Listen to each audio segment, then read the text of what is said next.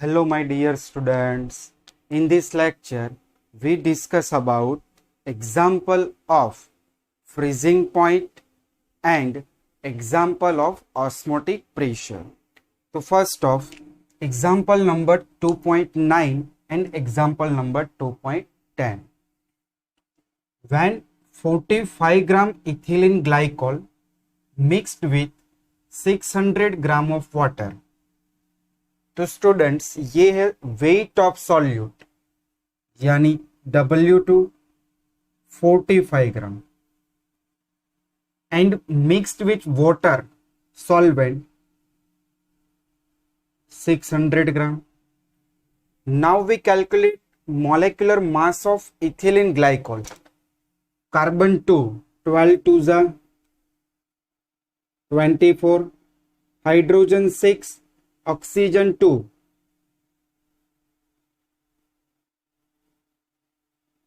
62. Molar mass of ethylene glycol 62 gram per mole. Okay. Now calculate freezing point depression.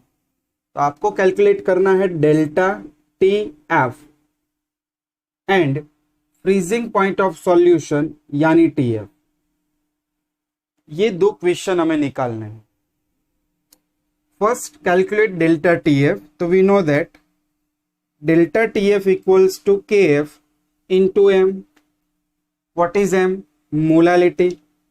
Molality is W2 1000 M2 W1.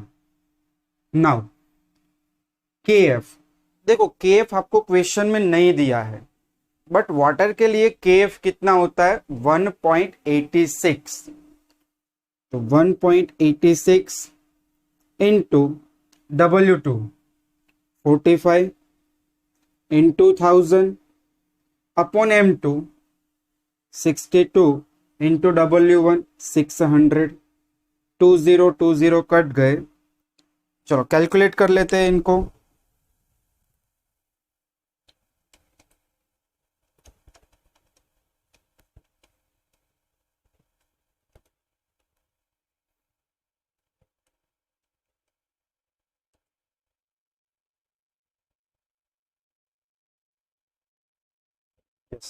देखो answer यहां पे आएगा 2.25 kelvin.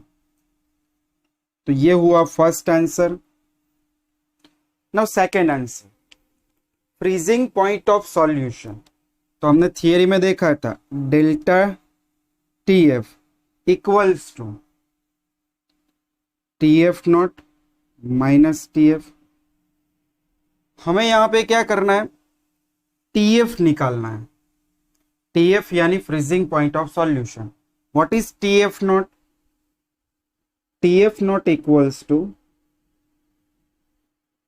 freezing point of solvent. Solvent that is here water. तो freezing point of water kelvin में 273.15 kelvin. तो यहां पे ले लो 273.15 minus TF.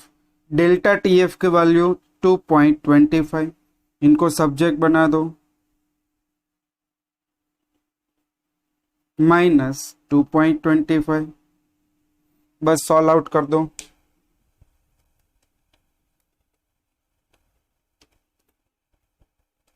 So answer is 270.9 kelvin.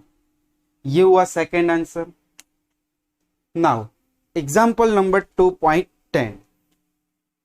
1 gram a non-electrolytic solute dissolve in 50 gram of benzene. तो देखो ये हुआ solute 1 gram non electrolyte. Benzene का weight 50 gram. Lowering in the freezing point of benzene by lowering of freezing point यानी delta T F given 0.40 kelvin. The freezing point depression constant of benzene Kf also given. Find out molar mass. Find out M2, देख लो formula, यही formula apply होगा। Delta TF equals to KF into weight of solute 1000 molar mass of solute and weight of solvent. चलो आपको निकालना है molar mass, subject बना दो, सामने ले लिया molar mass,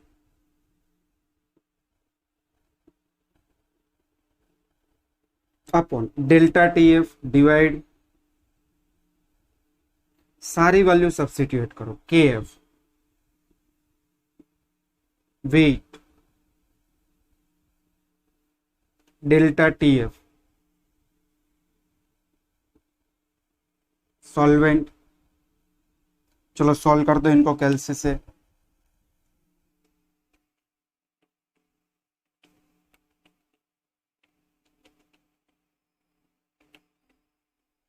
So answer is 256 gram per मोल। दोनों एग्जाम्पल ध्यान से नोट डाउन कर लीजिए। फिर हम ऑस्मोटिक प्रेशर और इंटेक्स के इसके दो सम देखते हैं।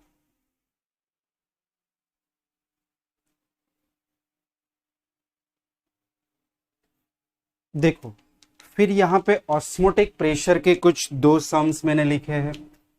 एक है एग्जाम्पल नंबर 2.11 और एक है इंटेक्स का 2.12।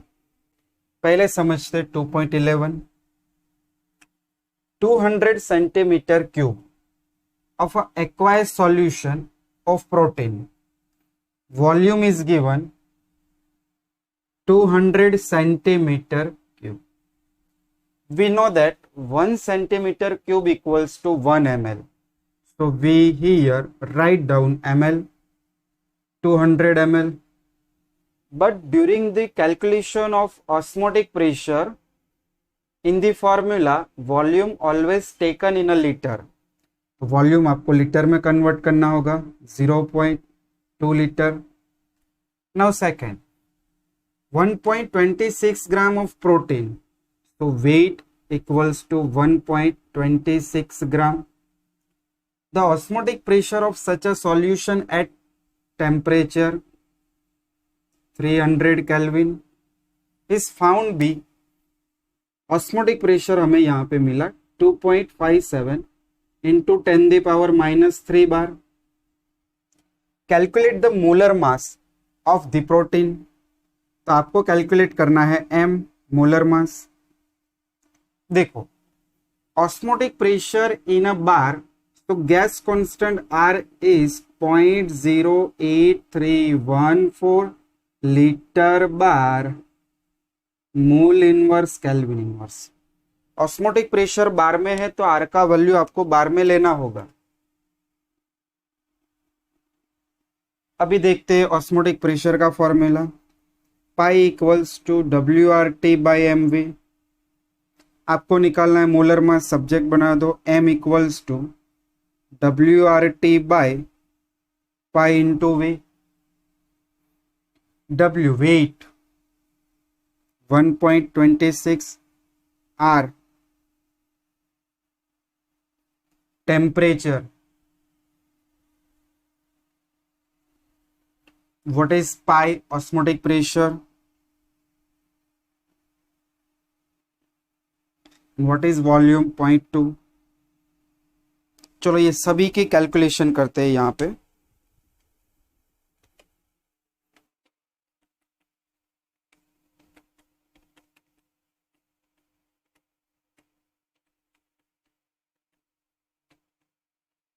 देखो आंसर होगा 61.142, 61.142।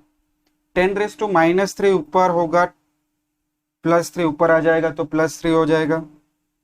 चलो मल्टीप्लाई कर दो तो 61,142 ग्राम पर मोल।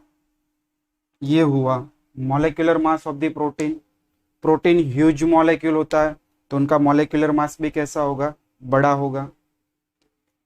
चलिए सेकंड इंटेक्स का question number 2.12। Calculate the osmotic pressure in pascal, pi आपको कैलकुलेट करना है पास्कल में। Extract by a solution prepared by dissolving 1 gram of polymer, weight given 1 gram, which molecular mass 185,000 gram per mole, solution 450 ml, but हम उसको litre में convert करेंगे, litre, and temperature 37 plus 273.15, so here 310.15 calorie. बस formula वही formula ये लगा दो, pi equals to WRT by MV। निकालना है आपको ऑस्मोटिक प्रेशर, वेट ले लो, गैस कांस्टेंट देखो अभी मैं बार वाली वैल्यू ले रहा हूं, फिर उनको हम पास्कल में कन्वर्ट कर देंगे।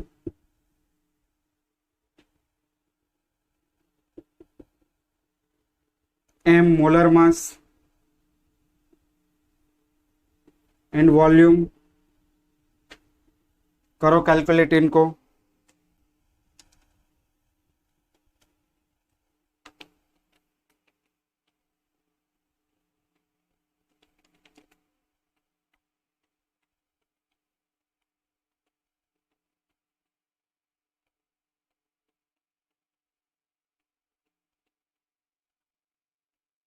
तो आंसर यहां पे आएगा आपका 0.0003097, ये हुआ बार। चलो मैं इसको ये वाला पॉइंट 1 2 3 4 5 ऐसा लिखता हूं, 10⁻1 2 3 4 5।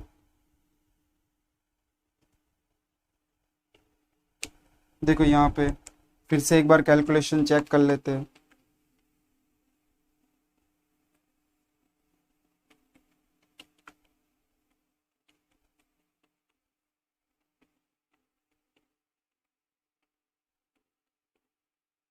ओके, तो यहाँ पे मैं लिखूंगा 10⁻⁻5 बार, और हमें पता है 1 बार इक्वल्स टू 10⁻+5 पास्कल। तो अगर उल्टा सोचो तो 1 पास्कल इक्वल्स टू 10⁻⁻5 बार, तो इनकी जगह पे होगा पास्कल। तो ये हुआ पास्कल में आंसर, लिख लो दोनों सम।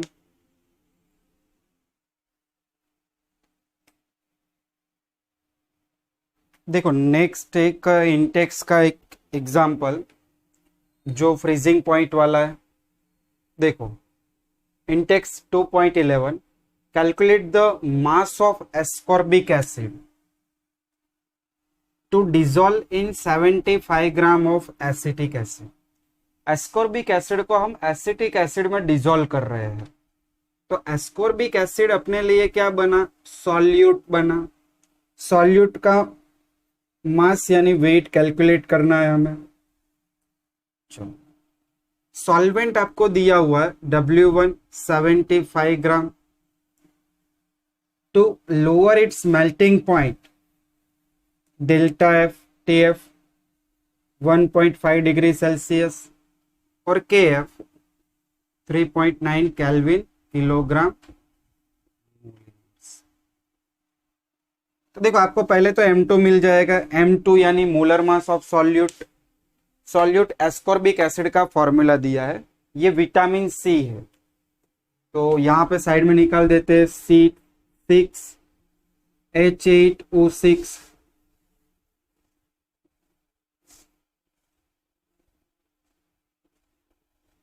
कार्बन 12 हाइड्रोजन 1 ऑक्सीजन 16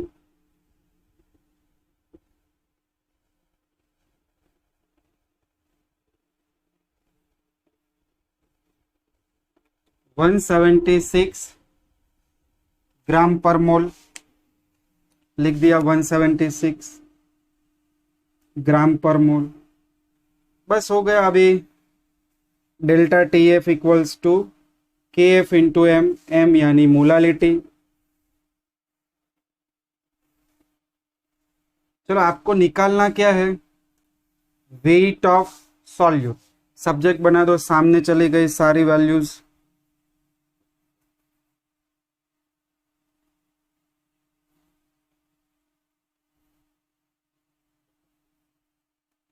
चलो डेल्टा टी एफ ढूंढो, डेल्टा टी एफ। तो देखो डेल्टा टी एफ यहाँ डिग्री सेल्सियस में दिया है, तो आपको कोई टेंशन लेने की जरूरत नहीं है। जब डेल्टा हो, टेम्परेचर हो, डिग्री सेल्सियस लिखो, केल्विन लिखो, both are equal. M2 W1 KF 1000। चलो सॉल्व आउट कर लो इनको।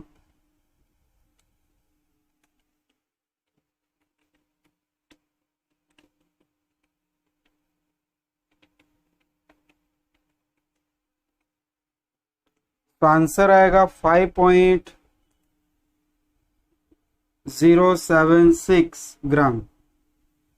ये हुआ एस्कॉर्बिक एसिड का वेट, लिख लो। और यहाँ पे ऑस्मोटिक प्रेशर और फ्रीजिंग पॉइंट के जो एग्जाम्पल थे, इंटेक्स और एग्जाम्पल, वो कंप्लीट हो गए।